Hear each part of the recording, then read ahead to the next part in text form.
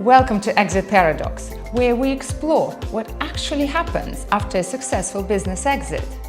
I'm your host, Anastasia Koroleva.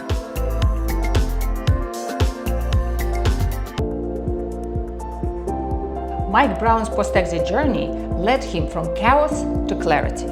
But not right away. He had to go through a painful divorce, a business failure, financial losses, and emotional turmoil.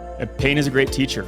Unfortunately, as painful as that experience was, now I look at it as one of the greatest gifts of my life. Today we're talking about what he's learned and why he decided to dedicate himself to coaching.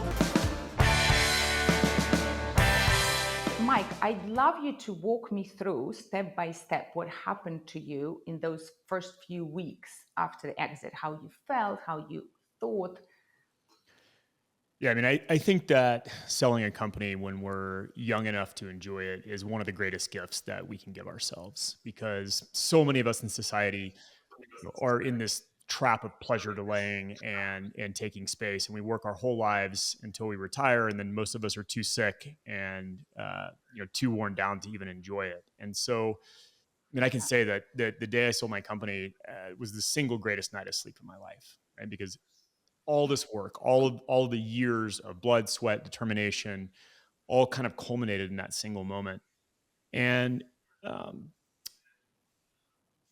in that, I think that there was a little bit of overexcitement and euphoria, and I truly thought I would never be unhappy again. Like I thought that I had finally I had done everything that society told me to do. Right, I built and sold an 8-figure company. I tested myself in combat. I worked hard in school. Like everything led up to that moment. And, society tells us if you just have enough money, you're going to be happy for the rest of your life. And I think I really believe that.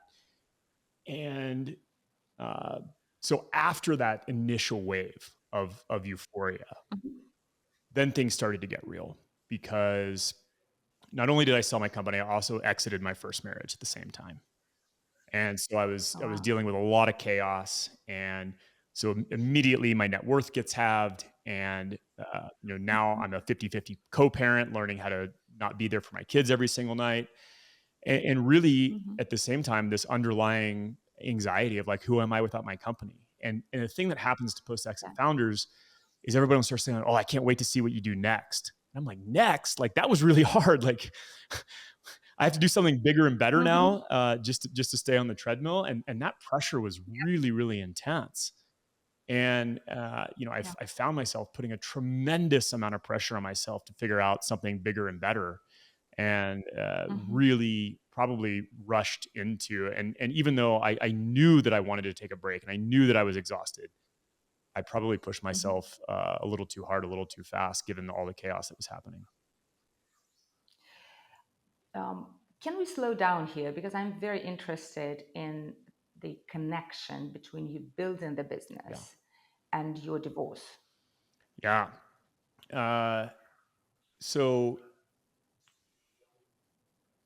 when we, I think, I met my ex-wife when I was in my early 20s, when I was in the Navy, and the world at that point, I think, is very flat. Everyone has unlimited potential. Everyone, we're none of us are making money. We're just out of college, and so, the potential gap, I think, is not apparent.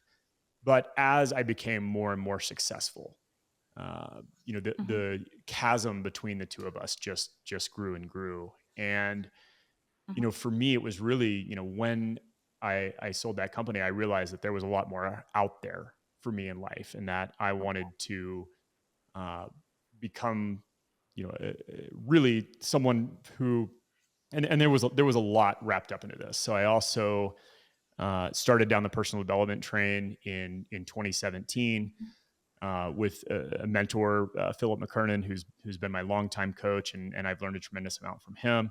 So I was really kind of going through this process of waking up and moving from type A, military, entrepreneur, Ironman triathlete to realizing there's a whole lot more out there than achievement. And the thing is like, I thought that reaching the pinnacle of achievement would make me happy, and I woke up and I was no different.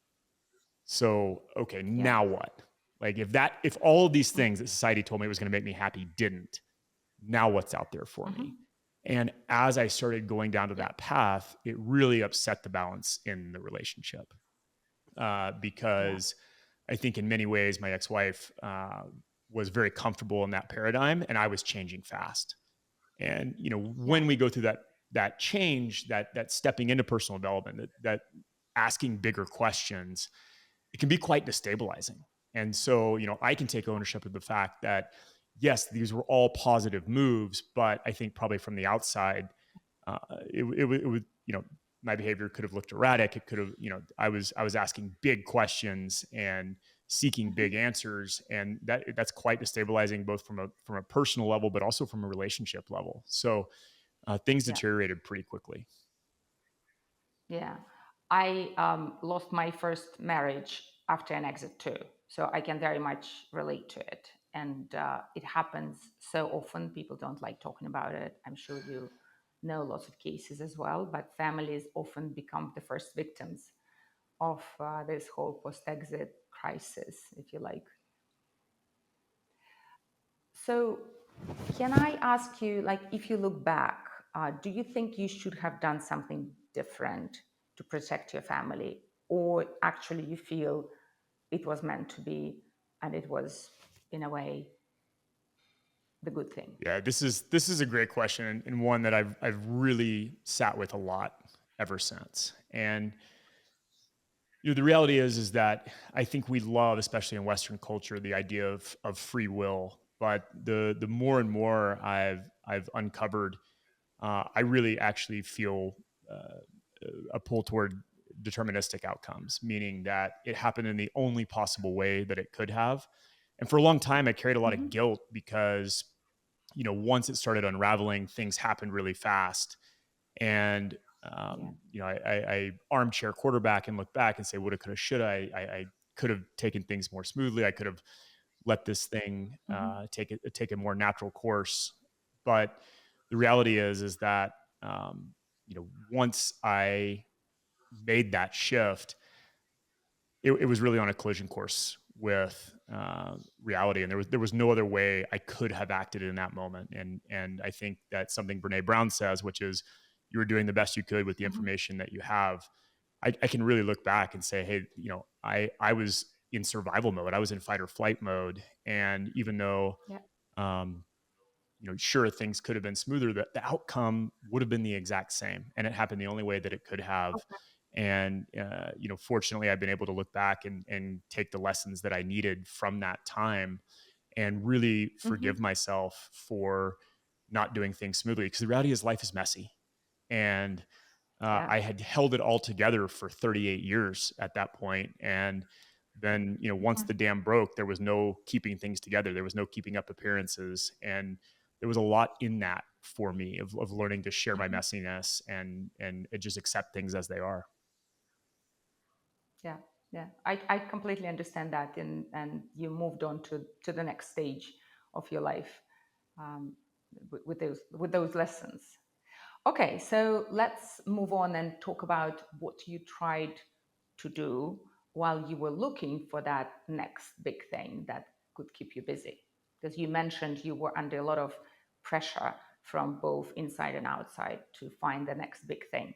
Yeah. So, I had been a startup investor for many years. I really loved mentoring early stage founders.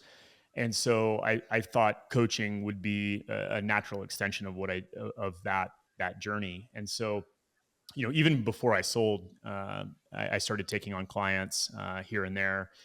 And the reality is that I knew that coaching was my path, and that I had the capacity and the gifts to be a great coach.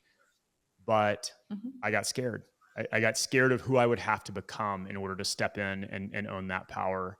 And I started feeling imposter syndrome, and I started falling into this idea that, well, if I bought and sold another company, then I would finally be worthy of telling other people what to do. Because I think Yeah. coaching is such an interesting path, because it's gonna be a Mhm. mirror and bring up all of your insecurities. because the Mm-hmm. whole idea of the fact that like who's qualified to give anybody else advice, unless you're a Mm-hmm. narcissist, is really prescient, I think, for people stepping into coaching. And so that was very real for me. And so I bought this distressed company really as a distraction for who I would have to become a great coach. I knew I would have to get better at boundary setting. I knew I would have to get better at protecting my energy. I knew I would have to build a personal brand and start stepping into the spotlight. And all of those things were so terrifying that it just seemed easier Mm-hmm. maybe to jump back in and build another company. Oh wow, that's fascinating. So how soon did you realize that it was just an escape? It's a great question. I mean, the way it went down is the two founders actually came on as clients. And at that time, my promise to clients was, hey, sign up for coaching. And then if I believe in your company, I'll invest in your company. Well, what that really Mm-hmm. was a way for me not to own my true value. My value was not financial. My value was in the wisdom that I'd earned over the years of building and exiting my own Mm-hmm. company and making all of the investments and mentoring founders. But again, I think there is a real hesitation to step in and say, hey, my value is actually not in my net worth. And so I offered that as a carrot Mm-hmm. to attract clients. The problem is it attracted the wrong kind of clients, right? It attracted clients that were desperate for Oh investment and wow. couldn't find it anywhere else. And it really blurred the boundaries, right? Because now I have a vested interest in seeing this person succeed. And the default mode was to just inject money to help them get where they want to go, rather than Yeah. actually hold the boundaries and help them become the Mm-hmm. best version of themselves, to step into their power to run their Mm-hmm. business. And so these guys came on as clients, and I immediately stroked a $200,000 check and realized that Mm-hmm. I was in way over my head. But rather than unwinding it and just taking the loss, I actually bought their company on the brink of bankruptcy. Okay. But it could be a good financial decision. You think you just didn't make a good financial decision, or you think it has much more to do with what you were going through emotionally, transitioning into your new role or purpose, being a Yeah, coach? I think very much both. I think there was two major forces at play. One was this kind of imposter syndrome for being a coach that I was talking about. The second is I had a Mm-hmm. really broken relationship to money. In my first business, we uh, entered. So I was an oil and gas investor and started that company in 2013, and it was the best time in the history of oil and gas to be in oil and gas. The entire Permian Basin was exploding with new growth based on horizontal drilling and fracking technology that were previously unlocking Mm-hmm. reserves that weren't available before. And so a rising tide lifts all boats. And we were in the middle of a gold rush and made a lot of money very quickly.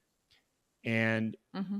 in doing so, we I think it's common knowledge that when we're building a company, when you're in startup mode, you wear all the hats, you burn the boats, you're always betting on yourself. And then as you move into scale up, now you need to build new skill sets like Right. hiring and delegation and setting the vision and holding Mm-hmm. accountability. And the same thing comes Mm-hmm. we talk about building wealth. Is like you start as an accumulator of wealth, but eventually you need to Yeah. shift your mindset to being a defender of wealth. And I totally failed in that. I was deploying capital as rapidly as it came in. I had this very easy come, easy go, high risk, high reward type mentality. And once the Mm-hmm. money for my company stopped rolling in, I just kept going in that default mode. And so, I had a lot of opportunities to learn the lesson, but unfortunately, I love learning the hard way. And really, it took a failed investment bringing me to my knees to recognize that my relationship with money was Mm-hmm. broken. Yeah, I remember reading that story of yours, and you mentioned that you were losing like 100,000 a month at some point on that investment. Yeah, it was brutal. So, and you're right. Like, I don't want to discount my skills as an investor. It should have been a quick 12 to 18 month turnaround where I could have 5x'd my money. Mm-hmm. And it looked on the surface like I just needed to clean up the balance sheet, eliminate some debt, restructure, slim down the team, and and build some efficiencies. And then, right after I closed, eh, there was a lot of e-commerce companies that were reliant on Facebook Mhm. as their primary acquisition channel, and this one was squarely in that camp. And the iOS 14 update came, and all of a sudden, we were getting 4.5 to 4 return on ad spend, and that got cut to 1 to 1.5 overnight. And so, revenue went from 350, 400K a month to 150K a month with the same ad spend. And so it spiraled out of control really quickly. And I knew really early on that this was a lost cause. Something I pride myself on is my ability to see and think in distributions of outcomes. I'm a natural handicapper. And so I think most Mhm. entrepreneurs have a burn the boats, put their head down, and they're going to succeed at all cost mentality. I think more like an investor where I just need to win 6 out of 10 times, right? I need to win more often than I lose, and I'm okay with cutting losers. But in this case, I had taken on investments from some of my friends, and I really didn't want to let Mhm. them down. And so I stayed a Yeah. whole lot longer than I should have. I should have cut immediately and Yeah. just faced the fact that this was never going to work in this new paradigm. But that's certainly Mhm. easier said than done, I think. Did you feel you didn't quite have the skill to say no often enough at that time? Absolutely. Yeah. There was also a deep sense of, because look, this default mode had always worked for me, right? I could get myself out of Mhm. any situation, and I had pushed myself to the brink many, many times, and always found a way at the ninth hour to pull a rabbit out of a hat and make things better.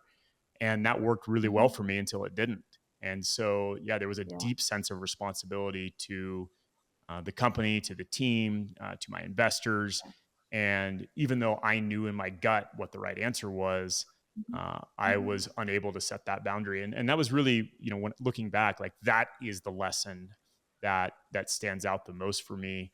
Is it forced me Mhm. to get really good at boundary setting. And as you know, as a coach, if you go too deep and have an emotional attachment to an outcome for a client, that can be really Mhm. exhausting and a total energetic drain, and it allows you not to show up for other clients, right? Or for Yeah. yourself. Yeah. And so it was really that experience that allowed me to become a much better coach and a much better human, because I really learned the ultimate lesson in boundary setting. Yeah. But I've now talked to hundreds of exited founders, and one of the most typical pattern is that people admit that they go down financially before they go up. We all tend to learn from our own mistakes as we're transitioning from a founder to an investor, and it sounds like you had to go through that as well.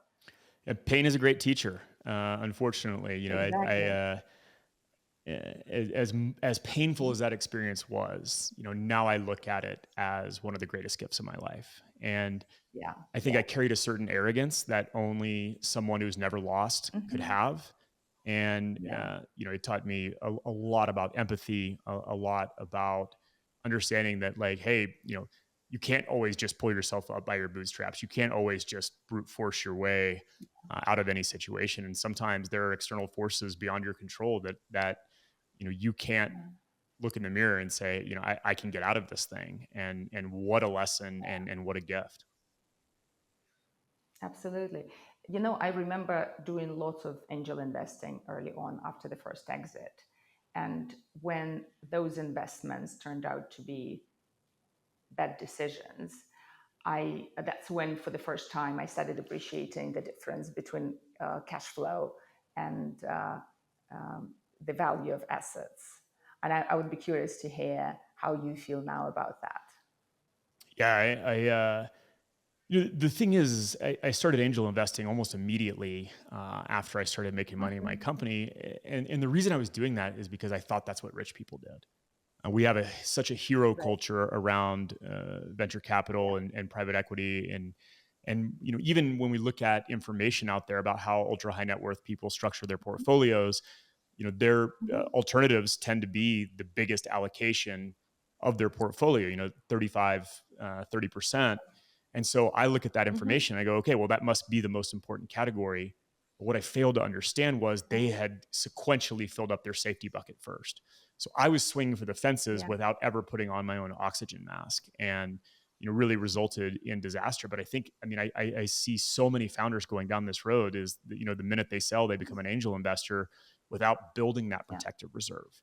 And Yeah. that's kind of why I stepped into what I'm doing now, is to help people shortcut Mhm. that pain and go, hey, you know what? If you build this protective Yeah. reserve, if you build cash flowing assets that cover your spending for the rest of your life, once you do Mhm. that, now with the next dollar, you can swing for the fences because your life and your legacy is protected forever.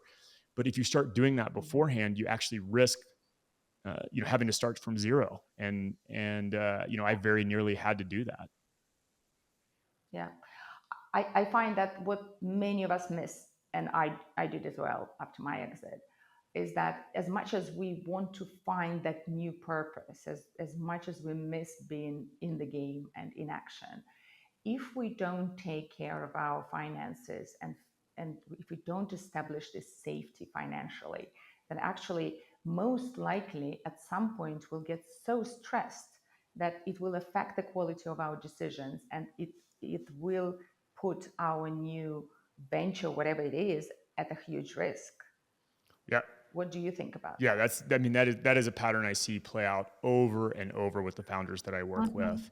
Is and it's a classic case of like what got you here won't get you there. Like we're used to betting on Mhm. ourselves. We're used to going all in and putting our backs against the wall. And for many of us is kind of a default state of being, right? Is when we look at people with a driven personality type, they either have D2, D4, or D2, D2 gene and high levels of neuropeptide Y. Mhm. And there's an excellent book by my friend Doug Brackman called Driven that kind of explains the neuroscience of high performance. And what happens when we have that driven personality type is that when we're in a situation that would send most people into fight or flight, we actually drop into calm in the chaos. And that's when we feel most alive. And that is a Mhm. really useful evolutionary adaptation, except for when we're safe. And when we're safe, what we do is we manufacture that chaos in order to elicit that high performance. So we get into this cycle of putting our back against the wall, right? Because it's when we feel most alive. And the reality is that Mhm. we are not wired for wealth, right? We're not wired for safety. We're not wired to build a protective reserve in order to swing for the fences. We go all in all the time, and so often it results in disaster. So you basically think it's our role in the society, like entrepreneur. Some people are entrepreneurs, other people do other things, but entrepreneurs are wired to not be safe. Yeah, I mean, I think that right, I think we do a tremendous disservice to people by again building this hero culture around entrepreneurship, because the reality is it's not for everybody. Most people are not wired for the stress and the risk, and for most of us, for most founders, I think it's the only way we can operate, right? We're unemployable. We thrive on that Yeah. chaos, but that's just simply not the case for most people. And so, I mean, I really think it's kind of a process of natural selection. Is there was no other way for me to be other than betting on myself and being my own boss, and everything that comes Yeah. along with it. Right? Like I thrive in that chaos, and now my role, I view my evolution is how do I engineer just enough chaos to feel alive, but keep myself safe. So I'd love us to talk about this. So you're basically saying that once you're wired for not having safety, we avoid safety. But we also need it to stabilize our life and to build some sort of normality, I assume, post exit. So, how did you create that balance or integration for your own life? Yeah, I mean, very much as a product of this experience of having a financial windfall that should have set me for life, and then almost losing everything. I was forced to change, and the reality is that like we'll never make a change until the pain of staying the same is greater than the perceived pain of implementing that change. And for Yeah. me, I put my back so far against the wall that there was actually no way out other than to learn how to step into stability and create systems to keep myself safe. But one of the most important things I think is, the tendency is to overcorrect and go into a mode where I'm building systems for everything, and I'm trying to completely, you know, go against my programming and create all of this safety. And then at some point, our subconscious is going to take over, and we're going to self sabotage again. So what I Yeah. tell founders that I work with is you need a blow off valve, you need a release valve. So maybe put 90% of your Mhm. money into safe assets, but take 10% and still swing for the fences and invest in projects that you believe in, and take some of that risk so you have kind of an outlet, so that you're not taking the lion's Mhm. share and doing that same thing, right, where it's disastrous. So take some amount that you can lose and it's not going to affect you, and still find an outlet for that risk-taking nature. Mhm. Okay, so what do you offer to your clients, or maybe what do you do yourself to create that stability and safety? Yeah, I mean, the first thing is understanding how wealth actually works, and building an engine for stability. Because the reality is we think linearly, but that's not the way money works. That's not the way wealth works, right? Like it's a compound interest curve, and we have a really hard time understanding when we're on the flat part of the curve, because our brains are wired to perceive linear incremental progress. But if you can charge that wealth engine with a set of assets that pays for your lifestyle spending, now Mhm. you've created a compound interest vehicle that actually allows you to increase sovereignty as your wealth increases, right? Because money at the Okay. end of the day is only useful if it's uh, if it's used as a tool to generate the life that you want to live ultimately, right? And that can Mhm. be from an impact perspective, that can be from a purpose perspective, that can be from creating time freedom to spend experiences with the people that you love. But if we're not doing that, if we're just treating money as the end rather than the means, that's how we get trapped. And Mhm. so what I try to do is help people work backwards. And this is exactly the playbook that I did for myself. Is okay, what is the life Mhm. that I want to actually live? Who do I want to impact? Like what do I want to create here? You know, on with my time on Earth, and then I can Mhm. back into a decision making framework that allows me to use my wealth to build that actual life. And that's essentially creating a life of alignment. I want to align my values with my money in order to generate the life that I want to live. And that's the framework that I help people solve for. So, what are some of the most effective exercises or maybe questions that you ask your clients that you see consistently help them break out of this problem of this natural resistance to safety? Yeah, so one of the first things that I have people do is define what wealth actually means. Because if we're going to talk about building wealth, we need to Mhm. have an exact definition. And it's like when I Mhm. host a retreat or a workshop, I'll ask for a collective definition of wealth. And it usually starts with something about money, but we end up with some definition that circles around freedom. So, what wealth means to me Mhm. is freedom in four areas: freedom of health, Mhm. freedom of relationships, freedom of time, and freedom of mind. And those go in ascending order. And once I've determined that wealth really is just increasing freedom, increasing sovereignty, Mhm. now my favorite question to ask is, where am I not free? And that is something I return to over and over, is look at all areas of my life and go, where am I not free? Where am I still beholden to some relationship? Where am I still, beholden to giving up my time where I don't want to? And that's where we can start to work backwards to build that ideal vision. Mhm. I love this. May I challenge you a bit? Please.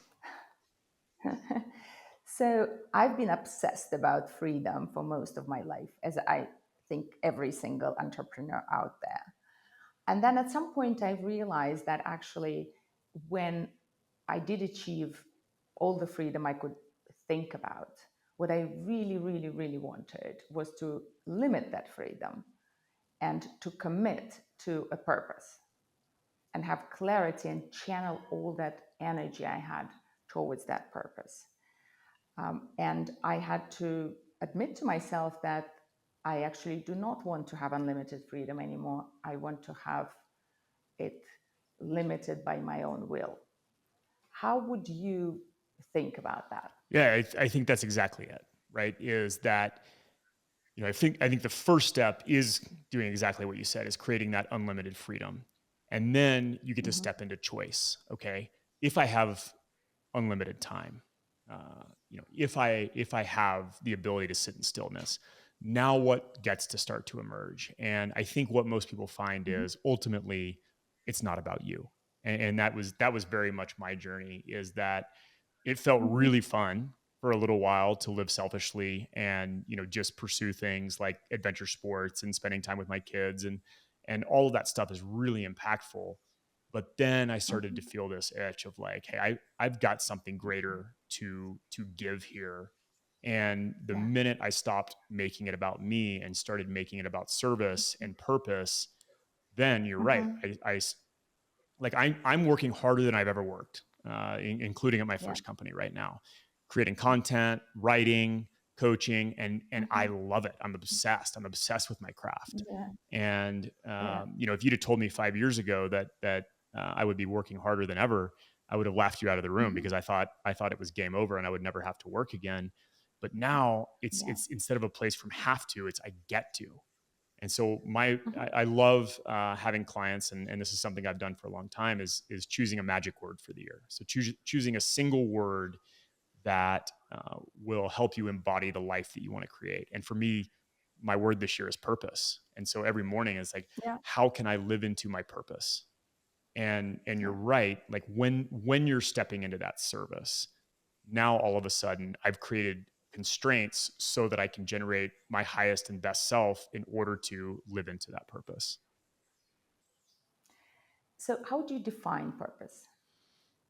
Yeah. For me, my purpose, at least right now. So I think it's really important is that, you know, a lot of times people go, "Hey, I'm going to be doing this for the rest of my life." That to me is really heavy. So I try to Mm-hmm. have as broad definitions and give myself the flexibility to change over time. But right now, Mm-hmm. my purpose is helping other people wake up to what's important, Okay. because I feel like the universe gave me that gift of this all of these experiences that resulted in realizing that I was chasing the wrong things. And so being able to give that gift to other people is my highest purpose, at least for right now. Mm-hmm. And so I really encourage people to have whatever purpose they feel is central, and hold it very Mm-hmm. loosely. And so I've tried to define it as broadly as possible. And so helping people wake up could mean in my work, but it also could mean with friends. It could mean with my family. It has a broad enough definition where I'm given the flexibility and adaptability to move and change as I grow, and my purpose can grow along with it. Mm-hmm. Okay. I think that's wonderful, really inspiring. So, Mike, a few years ago, I thought that the biggest problem post exit is that so many people do not stop and take a break and think through things and do some introspection. And today, I'm actually thinking that the biggest problem is something else. It's the fact that many people stop and instead of taking a break, actually retire. Because when we retire, then we create this whole system of habits supporting our comfortable life. And it's extremely hard to break out of that and find that purpose, which you just so beautifully described, that inspires you, that gets you excited, that you're obsessing about.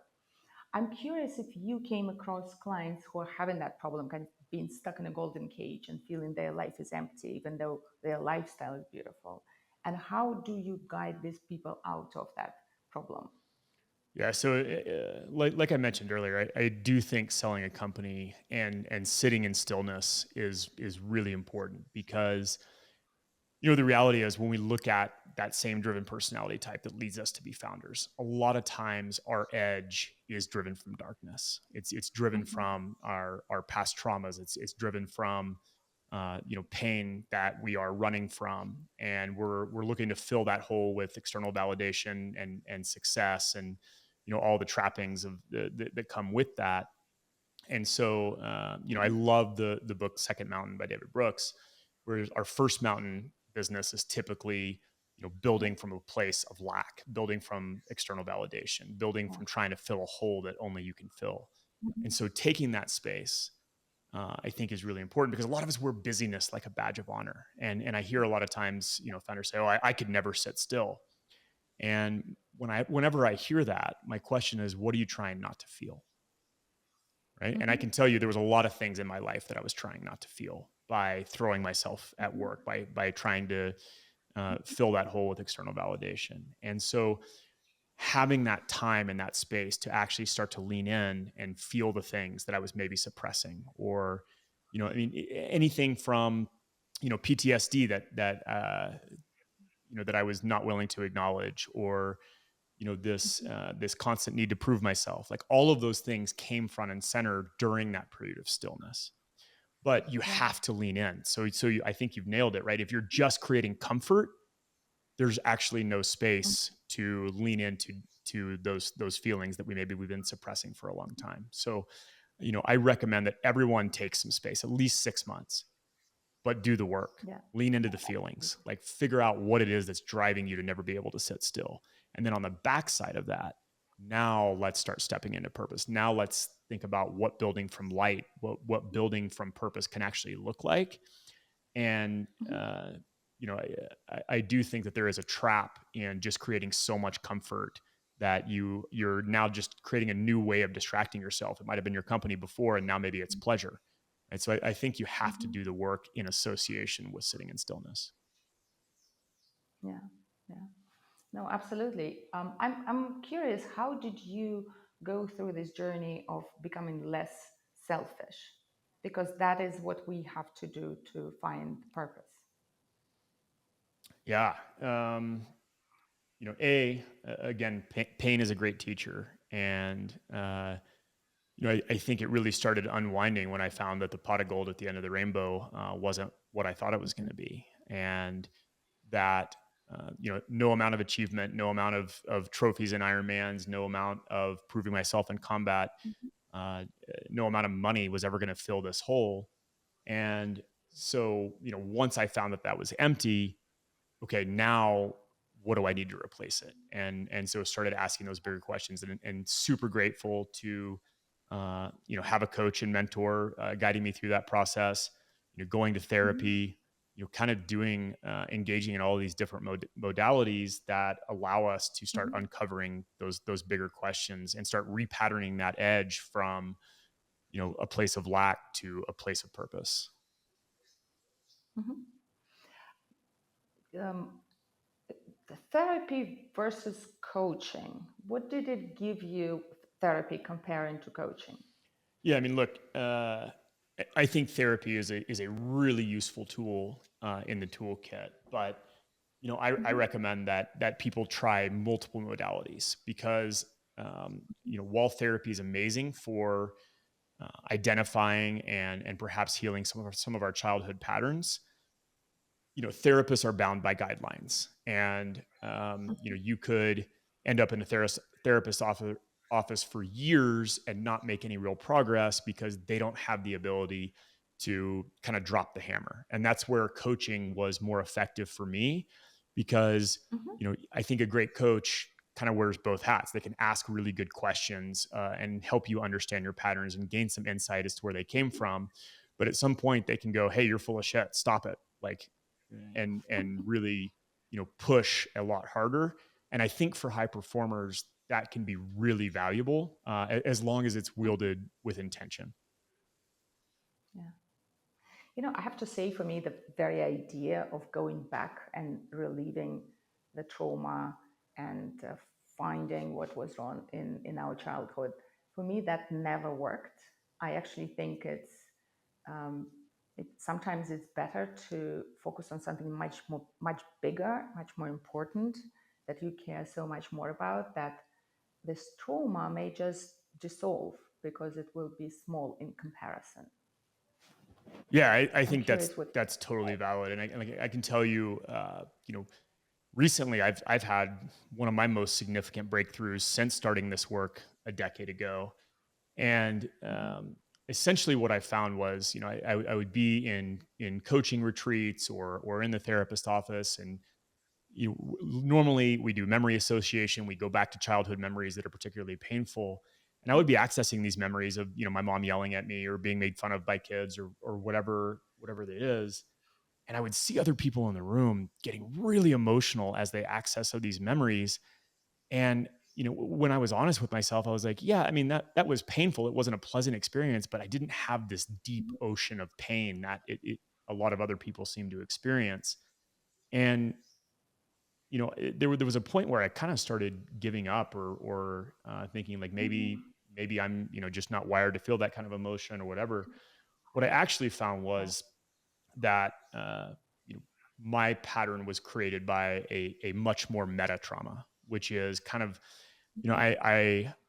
when I was in first grade, my parents got called in the principal's office and they said, "Hey, your son just took his first achievement test or IQ test or whatever it was, and he tested off the charts.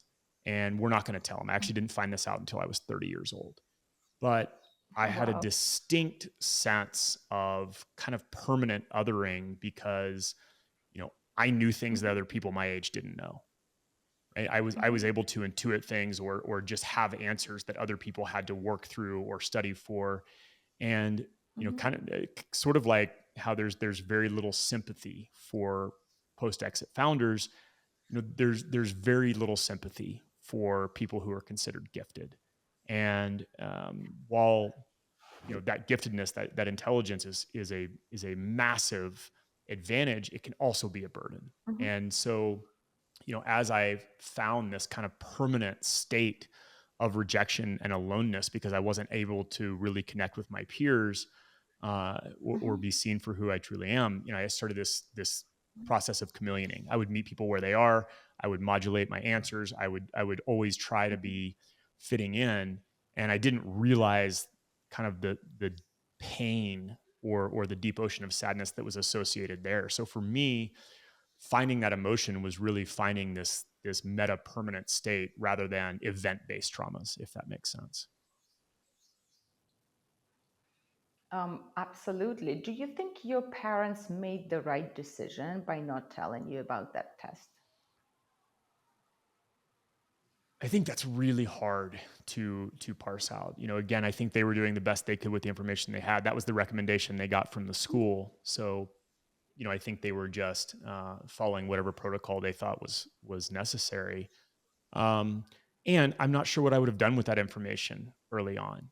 Uh, Yeah. so I'm not sure if it would have made any kind of a difference. But now I think we see a lot more a huge rise in helping kids navigate neurodivergence and whether that be giftedness, whether that be Asperger's, or like whatever, however that manifests for them. And so Mhm. I think having access to more modern tools or support for this thing that was again, while a gift, it was also very othering, and I didn't understand why. So I think Yeah. that fast forwarding 40 years now to I think we've taken a massive step in the right direction in giving support for neurodivergent children. How do you go about this with your own kids? Like, do you encourage them, for example, to be entrepreneurs? Do you encourage them to be different? Yeah, I mean, this goes back to what I was saying is that I think we do people a disservice, and I hear so many founders and entrepreneurs going like, "Oh, how do I teach my kids to be entrepreneurs?" And Mhm. I think entrepreneurship selects you. I think that it's probably inherent with personality types, and so I don't encourage my kids to be entrepreneurs. I actually encourage them to figure out whatever their own path is, and Mhm. I want to give them the tools. I want to give them the access. I want to teach them about entrepreneurship. So, I'll have conversations with my son and be like, "Hey, do you see any other kids driving to school in a Lamborghini? No? Okay, well, let's talk about how that happened. Let's talk about why, what I had to do in order to reach Mhm. this kind of life." And then we talk about whether that Mhm. feels like a fit for him or not. And we had a great Yeah. conversation recently. I was like, "Hey, do you think you would rather work for yourself or work for a big company?" And he was like, "Oh, I think I'd rather work for a big company." I'm like, "Great. Like Oh, that's really? really good to know because if I try to force you into this box of entrepreneurship, you're going to be fundamentally unhappy because your personality doesn't actually fit that." Mhm. But you still model that behavior to your kids, probably especially to your son. Yeah. It's Yeah, certainly. And I whether you really like it or view not. go ahead. I know whether you like it or not, your son will be looking at you as a model. Yeah. And this is I think critically important. It's a distinction that I don't think a lot of parents get is, you know, kids pick up on what you do, not what you say. You can speak Yeah. at them all day long, but they're actually just going to learn modeled behaviors. And so Hmm. what can I do to prepare my kids is live my best life possibly and stand in my truth and show Hmm. them that I am living into my purpose and living into my values. I can model a good relationship, right? So I can Hmm. tell them what a good relationship looks like, or I can just show them. And what I view my role as a parent is actually helping them create their own sovereignty. So my first principles as a parent is that my children are sovereign beings. They actually know what's best for them. They have their own internal wisdom, and my job is just to set the boundaries and help them ask really good questions so that they can unlock what's already inherent within them. How old are they now? My son is 12 and my daughter is 7, and she's a little wrecking ball. She's a little mini me. Because I have to say that I clearly see the pattern that many successful entrepreneurs, those I talk to who exited their companies, their parents are or were entrepreneurs as well. So I think that modeling clearly works. Yeah, that's interesting. I would have to sit with that because I actually feel like a lot of my peers and founders that I talk to a lot of times came from nothing or came from parents that worked government jobs or teaching jobs or whatever, and their drive was to create a better life for themselves. And so that's a really interesting distinction. But Yeah, be, because what I notice now is that those who achieved this highest level of success and actually sold their companies successfully, more often than not, have parents who were entrepreneurs. That's just my observation. I don't have enough statistics to support that. yeah, I mean, and I think that could totally be true, and I think it probably depends, right? Like you're talking to a lot of multi nine, 10-figure founders, and I'm probably playing in more of a different pond of more the 5 to 50 million type folks, and so I wouldn't be surprised if there's correlation between the highest levels of success. As we know, it gets really pointy at the top. So I wouldn't be surprised if more multi nine type figure founders had entrepreneurial parents, Mhm. and that'd be a really interesting study to actually get data on. I'm sure. Yeah. Oh, what about your parents? Yeah. So I grew up in a very wealthy town, Midland, Texas, which is the second highest income per capita after Greenwich, Connecticut, and it's due to the oil and gas Mhm. industry. So I had a lot of wealthy Mhm. friends, but my parents were not wealthy. My dad was an engineer for a very large oil company, and in the 80s and 90s, the oil business was not the same as it is now, and so uh, we had 5 kids, and money was a struggle my entire life. I mean, I grew up watching my parents fight every night about money, and Mhm. my dad is an incredible engineer, but he is very much not Mhm. an entrepreneur. He is very risk Mhm. averse, and he would rather be uh, nosing into spreadsheets all day long than going out and taking risks. And so I knew very early that I was much different than my dad. That was, Okay. and for a long time, I probably thought, I probably didn't understand why he was so risk averse.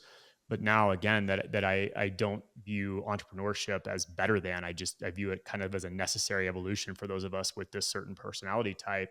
I can really see why that would have, completely been a disaster for him. And I got to learn so much. I mean, my dad is one of the sweetest men that I've ever met in my entire life. And so I hold a lot of respect for people who aren't wired for risk the way that we are. Mhm. But do you think that the fact that you were poorer than your friends when you were a child uh, created a chip on your shoulder, which later pushed you to become ambitious about earning money? I mean, no question, right? Like I think all of these things contribute to the drive. I think, being on the lower middle class end of things in a very wealthy town definitely was a driver. But even more so, I think it was watching my parents fight about money. I mean, I can remember saying to myself as a very young child, like, I'm going to have so much money when I grow up that I'm never going to have to fight with my spouse. And I think Yeah. that was really the core driver. And yes, I think the Mhm. societal layer on top of that with my childhood friends was a part of that. But I think it was even more Mhm. acute for me based on the dynamic I saw in my family. So it was nature and nurture then, in your case, Yeah, and that and my mom, led you to become an entrepreneur. yeah, and my mom was an incredible mother who pushed us really, really hard. With 5 kids in the family, Mhm. uh, Yeah. my kind of core story was that achievement equals love. Like if I wanted to get attention at the dinner table, I better have gotten an A on a Mhm. test or won my swim meet or scored a touchdown or whatever it is. And because that was just how we Mhm. competed for attention in the family. And so she Mhm. raised 5 very competitive children. And again, that's a really great core wound to have, is that achievement equals love, because it kind of sets the stage for success as a driver. But, if Mhm. not uncovered and healed, at some point it becomes a limitation. And that's kind of the path that I went on. Brilliant. So, Mike, going back to your coaching business right now, if a recently exited entrepreneur came to you and asked, what should I avoid? What are the traps? What are the dangers? What I should not do within the first 2, 3 years post exit, at least? What would you say? Yeah. First and foremost is, from a financial standpoint, build a protective reserve. Whether that's, whether you want to hire a wealth manager or self manage, make sure that. So the concept I teach is called escape velocity, which is essentially, that point where your assets pay for your spending without ever drawing down on the principal. So first and foremost, Hmm. do that. Before you make any investments, before you're investing in your buddy's startup, before you're buying crypto or whatever, whatever wild entrepreneurial proclivities you have, like, take care of the protective reserve first. And then the Yeah. second thing I would say is, give yourself the gift of stillness. But like we said earlier, do the work. Like, go to therapy, hire a Hmm. coach, like, figure out what it is that makes you tick. Hmm. And and I think the mistake that we make, a lot of people come to me and they go, well, yeah, but what if I lose my edge? And my answer is, like, Yeah. if your edge is driven by darkness, you may lose your edge, but there is so much for you in building and honing a new edge from a place of wholeness. And Hmm. so, don't jump into something so fast. Like, don't get into the trap of biggering and biggering. Like, take some time, take some space to heal, see what comes up Hmm. for you in the absence of busyness. Like, force yourself to read fiction books, force yourself to go on walks Hmm. with no point, right? Like, because the other thing is if we're not building a business, we might jump into a new sport or a new hobby and then throw ourselves into it just as voraciously as we do to business building. And I Yeah. actually, tell people, like, hey, take some idle time, like, try and do a hobby with no intention of getting good, and see Hmm. what comes up in that space. And that's when the real work begins. Are you doing this to break the pattern, the habit of achieving? Is that the reason? Yeah. And um, what I would say is that the point is actually not to break our patterns, but it's to become a choice.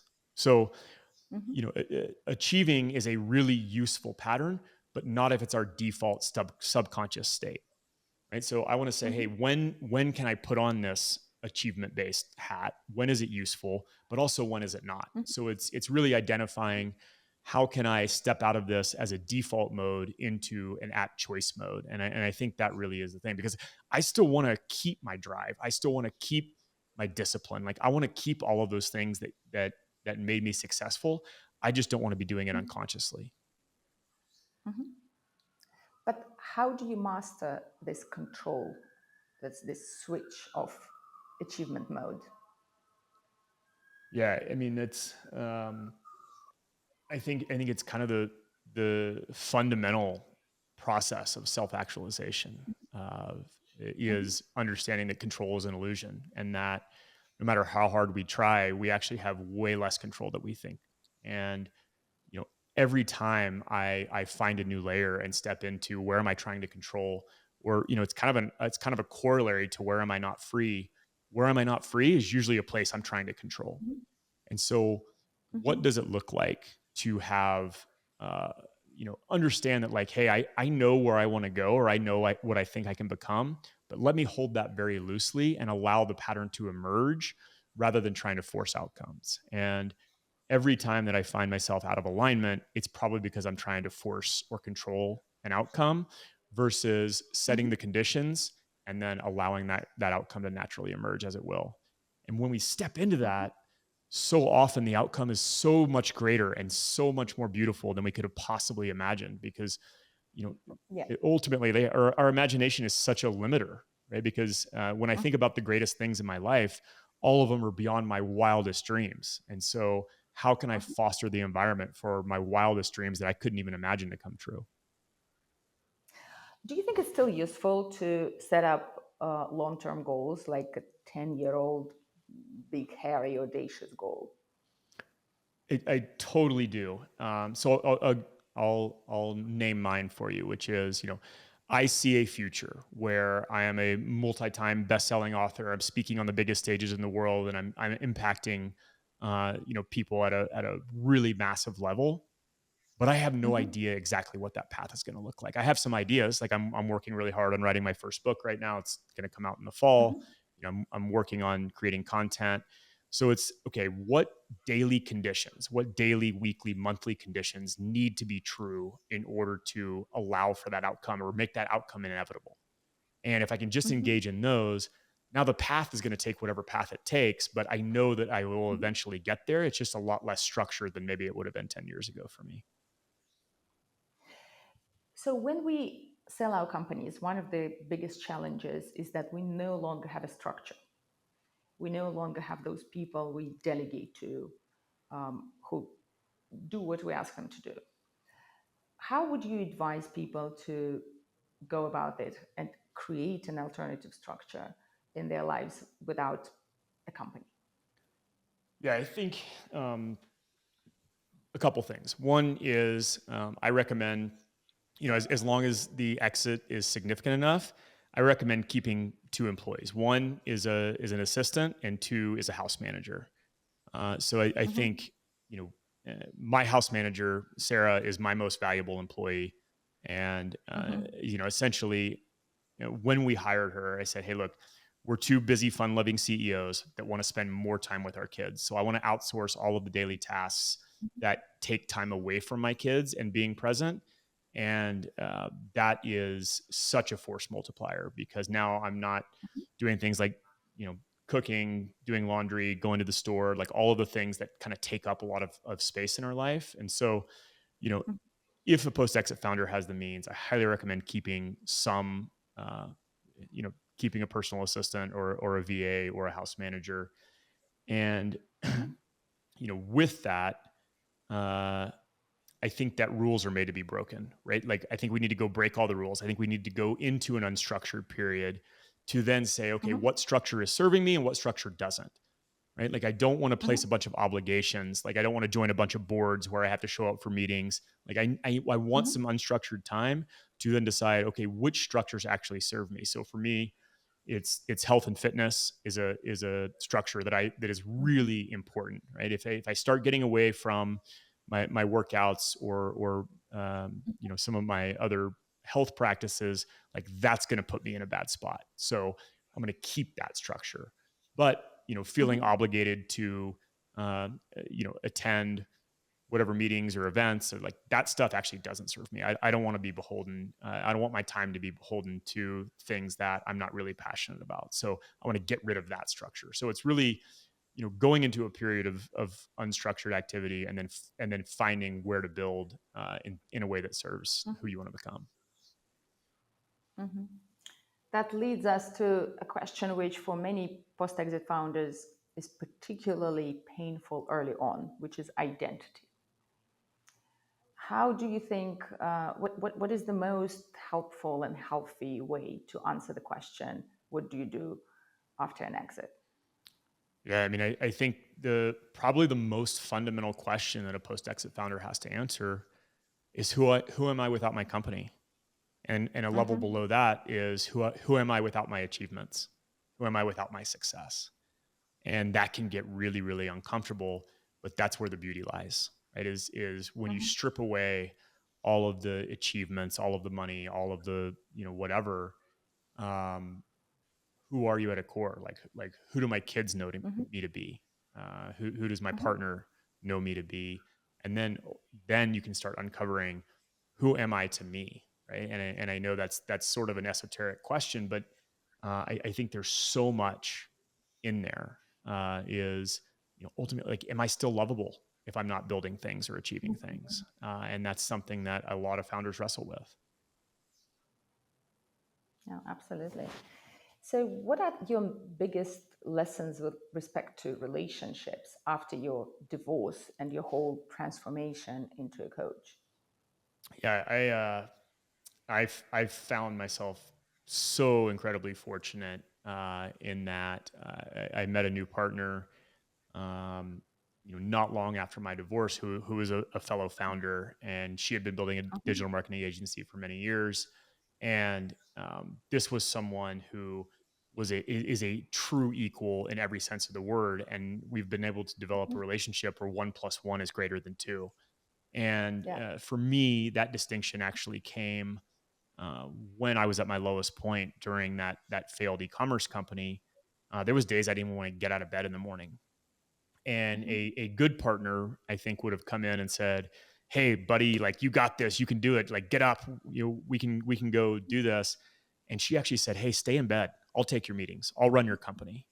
And whoa, like what a crazy relief and experience that I had never had, because I think when we are incredibly capable, we tend to, again, back to control, like we control all of the outcomes, and if I'm not okay, nobody else is going to be okay. And to go into a place where, hey, I actually cannot be okay, and someone's got my back, and someone capable can actually hold this space for me to be a mess.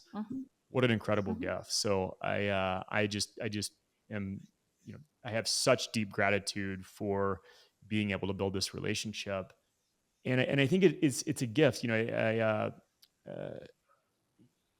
I think that, we grow and evolve. And there's a really great podcast with Esther Perel on Huberman that talks about, we have multiple relationships in our lifetime, and if we're lucky, those relationships can be with the same person. I was not so lucky, and um, now I get to build this second mountain relationship, and I think, I get to use all of the learnings and tools that I have access to now that I didn't before. And the reality is that, relationships take intentionality, and there's your relationship with yourself, and there is your partner's relationship with themselves, and then there's this third entity, the relationship between the two of you. And people say relationship takes work. I don't love the word work, but I would say tending to, right? And like, we have to be intentional with how we build this thing, or it's going to get out of hand, because the reality is that, as we go through life, little micro resentments build up that create a chasm. And so if we're not working to constantly heal those and come back together and pour intention into that relationship, I think any relationship is going to deteriorate over time without that. Absolutely. And I wonder, if you guys work so well together, are you thinking of actually working together, doing something as work partners as well, sharing your purpose, or you prefer to separate these things? We've tried many variations. So, she was my CMO for both my previous company, and now she's my CMO for my new company. I'm the CFO for her company. So, we both have a deep role in each other's companies. But there was actually a Mhm, period of time where, you know, in between companies, I was like, "Oh, I'm going to work for you. I'll be your number two." And it turns out I really am mhm. unemployable. And even though it was my wife, there was no way that that was going to work. And so now we found Mhm. a really mutually beneficial way to work with each other, where we help each other grow and build, but we're not so intricately involved in each other's companies that Yeah. we're getting in each other's way. You found your balance. That sounds great. Mike, is there something that we haven't discussed but you feel you would love to share with an audience of exited founders? I mean, you were so good at asking great questions. This is hands Thank down one of the you. deepest interviews I've done, and I'm so grateful for the opportunity. Uh, but I would say the biggest thing is something I have already shared, but I would just love to reiterate and really leave the Mhm, audience with, which is give yourself that gift of stillness, and in that stillness, mhm. lean into figuring out who you truly are without achievement, because I think that is really the key to then being able to build something uh, from purpose, something that's bigger than Mhm, yourself. And I mhm. can tell you, the view from here is remarkable. Like waking up every day, like, do I want to post on social media every single day? Like, of course not. But if I can take myself out of my ego and say, you know what, this is not for me. Like, there is somebody out there that needs Mhm, to hear this wisdom and this journey, and I've earned mhm, that. I've earned the right because of mhm, the mhm, pain and suffering that I went through. And if I can step out of mhm. myself into service, like, it's such a gift. And so, really, just take that stillness and see what's there for you. It is definitely worth it. I agree with you. I've gone through a similar journey, and I would love people to not miss this opportunity and find what they truly are about and why they are on this planet in the first place. So, Mike, my last question, it's the same question I ask everybody else. How do you want to be remembered? You know, I think there's a big difference in impact and legacy. And legacy is what happens after you die. For me, legacy is heavy. Um, I really am. I hope I'm remembered by my children as a great dad.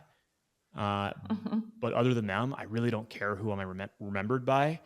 I care about who I can Mhm. impact while I'm here. Yeah. And so I just try to focus on everything on present rather than putting my name on the side of a building when I'm gone. Mhm. And that's Mhm. what keeps me driven. That's what keeps me getting up every day, is how can I impact people in the present rather than worrying about some future where I'm not even around to enjoy it. Awesome. Mike, thank you so much. So much wisdom. Absolutely brilliant. You've given us so much value. I'm really, really grateful for that. Yeah, well, I really appreciate the opportunity to jam with you. Like I said, you ask amazing questions, and I really appreciate the work that you're putting into the world. Thank you so much.